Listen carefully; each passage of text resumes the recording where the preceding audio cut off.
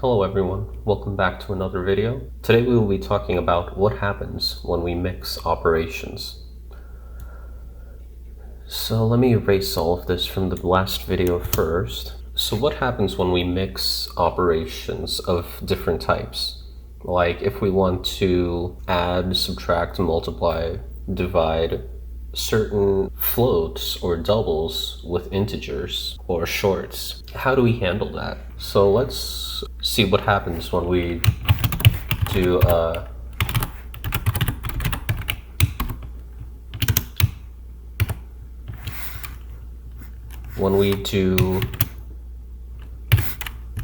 an operation where we add a float and an integer. So let's say 3.0 plus, or let's do 3.2. 3.2 plus 4. So our result is going to be a %d, and we're doing 3.2, which is a double value, and 4, which is an integer value. What do you think will happen? Well, let's run it and see. We get an error.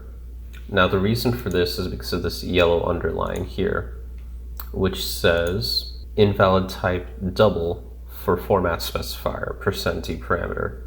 So if we change this to a %f, because a double is larger than an integer, so if we change it to %f, we will get 7.2, which is expected. 3.2 plus 4 is 7.2. But suppose we just wanted the integer part of it. We just wanted the 7, and we don't want to mess with the format specifier. Well, we can do something called casting.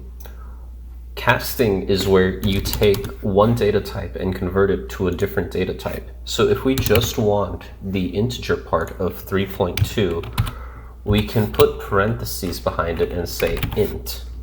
So what this does is this is an int, and we want the int to be applied to the 3.2. So what this will do is it'll change 3.2 and convert it into an integer value, so we can print the %d integer value. If we run this, we should see 3. Now, you might be wondering, does this round? Well, if we try 3.7, we still see 3. Casting does not round your values. So we need to first determine what type of result we want to see as our answer, and then we have to cast accordingly. So if we want to do mathematical operations, if we want to do 3.7 times 5, do we want to see an integer value when we print, or do we want to see a floating value when we print? So if we do 3.7 times 5, we see 15, because 3.7 gets converted to an integer, and then it becomes 3, and so 3 times 5 is 15. Now let's see what happens when we do division. If we do 18 divided by 4. If we do 18 divided by 4, and we have it as, let's change this to a float. If we do 18 divided by 4 and print it as a float, what will we see? We get an exception because these are integers. But what Java allows us to do is say double result equals 18 divided by 4. And then what we can do is print result. And we get 4.000. The reason for this is when we do integer division, 18 divided by 4 gives us 4.5. But when you set it to a double, what it's doing first, it's doing the integer division first. If you do 18 divided by 4 alone, it'll show you 4. Now it wants to convert that 4 into a double. So now it's showing 4.0 down here. Now we can fix this by doing an 18.0 divided by 4. Let's see what happens. Now we get 4.5. Let's see what happens if we change 18 divided by 4.0. We get 4.5. And if we get 18.0 divided by 4.0, we get 4.5. So the only place where the division wouldn't work correctly is if both of them did not have a decimal point. In this case, it would show the incorrect answer. It would show 4.0 because it's doing integer division and then it's setting it to a double value.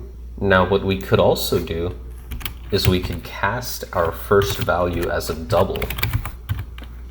So we have double 18 divided by 4. Now this is doing double 18, so it's treating this as an 18.0, and then it's doing 18.0 divided by 4. So this is another example of casting. One useful example of casting is for characters. Behind the scenes, characters are actually integers or shorts. So if we have a character result equals A, and then we want to print out the result as a character, then this will give us A as expected. But if we want to add a value to it, well, this won't be a character anymore because an A behind the scenes is an integer. So if you're adding an integer to it, it will treat this as an integer. So if we say int result and we change this to D, then we will get 101. The reason for this is because behind the scenes, each character has an associated value. You can find this from an ASCII table, ASCII. I'll write that down. ASCII values. These are standardized values of characters, and they're all given an integer value. So when we see A plus 4, we get 101, which means A is 97. But what we can do is we can cast this as a character and print a character. So now it'll do A plus 4, it'll give us the result, and if you look in the table, the value of 101 in ASCII is the character lowercase e, and that's what we see. We see lowercase e because we have A, B, C, D, E. So 4 after A is E. So it does get kind of cumbersome to have to cast your result back into a character if you want to add. This will also work for multiplying, dividing. Another option we have is we can say our character result equals a casted character, and we can cast the whole thing. And then we don't have to do casting here. We can keep result as is. But what this section is doing is we're saying we want to cast as a character. What do we want to cast? We want to cast the entire A plus 4. So A plus 4 will give us 101 like we saw before. But I want to cast the 101 value into a character, and that character will get set as a result. And over here I will print out the result character. So this is how you can increment or decrement characters if you want to say like A plus 1, or like let's look at an example. If we have a character A equals A, and then we say integer I equals 6, and then we can say we want our result to be 6 more than A, so we can say char result equals, well, first we have to cast that as a character, and what is it that we want to cast? We want to cast our character plus whatever the integer value was, and then we can print out our result, which is the same over here. We can print that out. And so what letter is 6 after A? We have G. G is 6 after A. And the same thing would work with multiplication, division, subtraction. If, let's say, we wanted W, and we want the character that is 14 below W, then we'll change this to a minus sign. So we have A is W, and we want I is 14, so A minus I, we want W, and we want the character that's 14 less than W. So what character is that? If we run it, we'll see that I is the character that is 14 less than W. So this becomes helpful in some cases if you want to see what characters there are. This also works with the uppercase characters. Now, uppercase characters have different ASCII values. If we have a capital W and we see less, and we want 14 less, then when we run this, we should see a capital I, and we do see a capital I. So uppercase and lowercase characters have different values, even special characters like the caret character, and we want to see what's 3 below the caret character. We can also try that, and it's the open bracket character. And same with the numbers, maybe we want to see what is the character that's 3 below 8, and it's 5.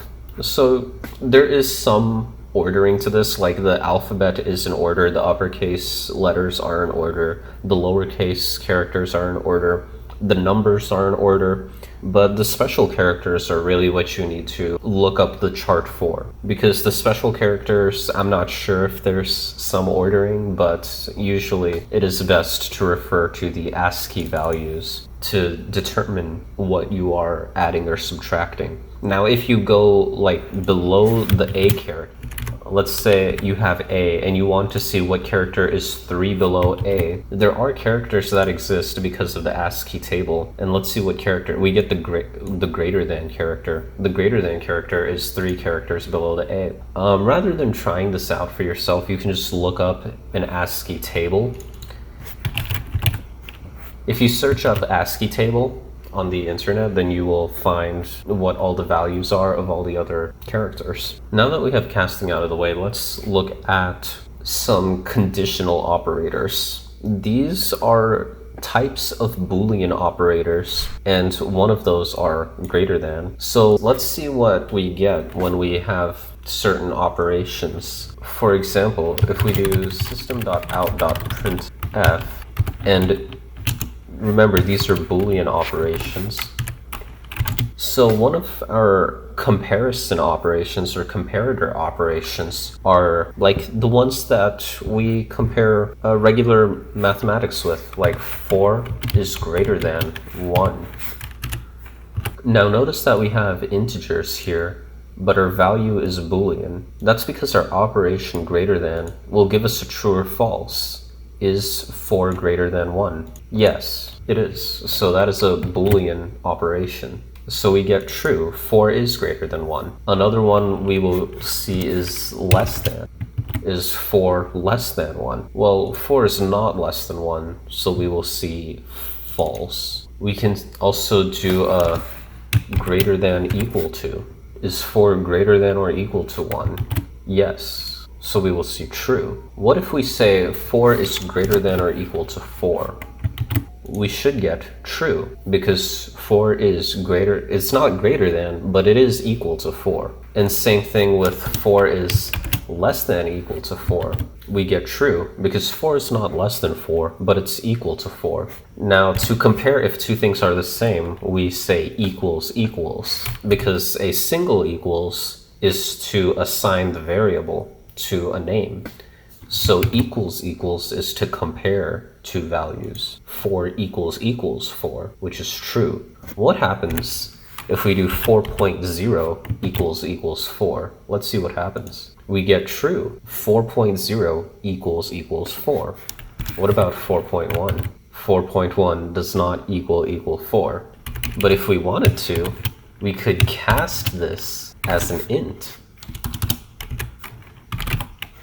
If we cast it as an int, then let's see what happens. We get true, because the 4.1 gets cast into an int, so it becomes a 4, and now 4 equals equals 4. So we have greater than, less than, greater than or equal to, less than or equal to, and then we also have equal to, and we also have does not equal. 4.1 does not equal 4. That's true. So these are all comparison operators. There is one last operation that's called a ternary operator. A ternary operator has a condition where if the statement is true, it should be this value.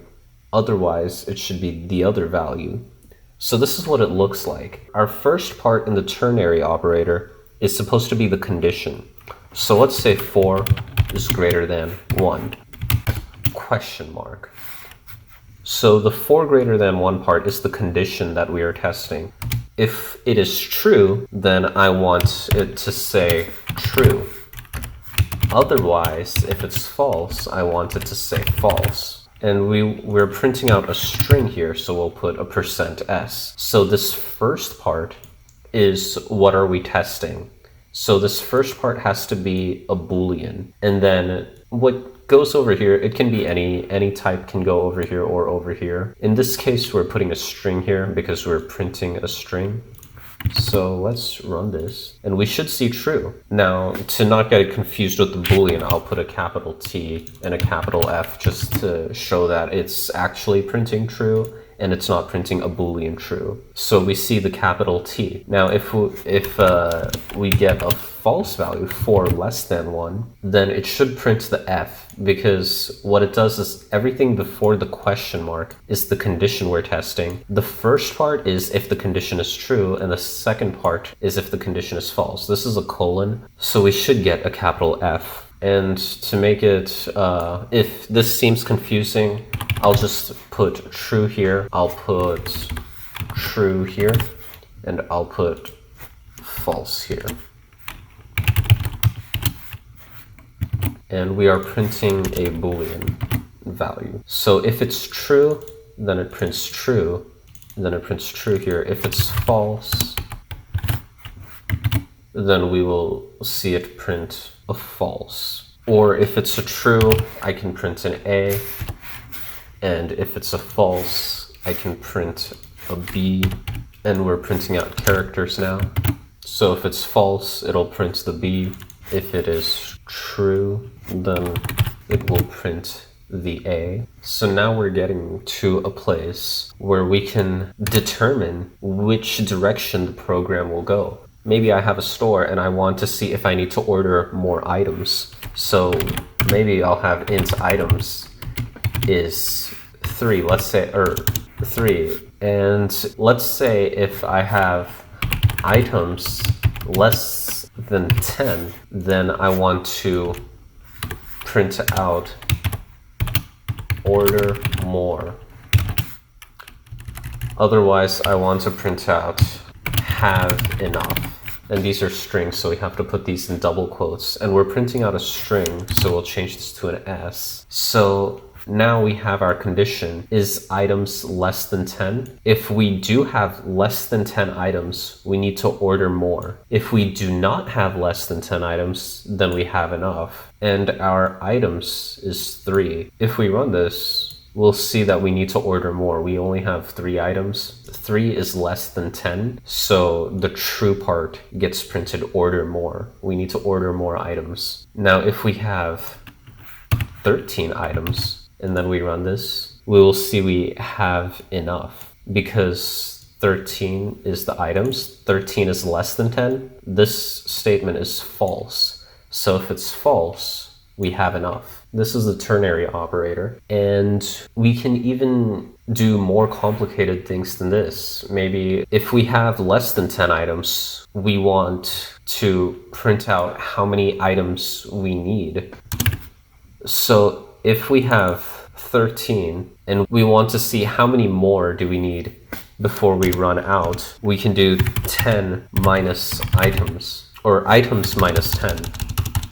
We can do items minus 10, because in this condition, we have more than 10 items, or equal to 10 items. We could have 10 items. So in this condition, if we have greater than or equal to 10 items, we will subtract it by 10 to show that these are how many more I can sell before I have to order more. If I need to order more items, then I can do 10 minus items, because right now I have fewer than 10 items, I need to see how many more I need to order to be okay. So if I have only 2 items, then I need to order 8 more items. So let's see what happens. If we have 13 items, then we'll say, is items less than 10? No, items are not less than 10. So then it'll print out items minus 10. Items is 13, so 13 minus 10 will give us 3. That means we can sell 3 more items before we have to order more. Let's see if we get 3. Yes, we got 3. Now let's say we have 3 items. Now, if we have 3 items, we'll say, is items less than 10? Well, in this case, yes, items is less than 10. So then we do 10 minus items. 10 minus 3 is 7. So we should see that we need to order 7 items. Yes, we get 7 at the bottom. This is where programming becomes really useful, because now you can see that we can have these conditions where we can determine the result of the program based on what information we already have. Before, we were just saying if items is less than 10, we need to order more. Or if items is not less than 10, we have enough. But now we've changed the problem to know exactly how many more items we need to have, or how many items are in excess. We can change our problem and get more information out of what we originally wanted. In the next video, we will talk about how we can create even more nuanced conditions.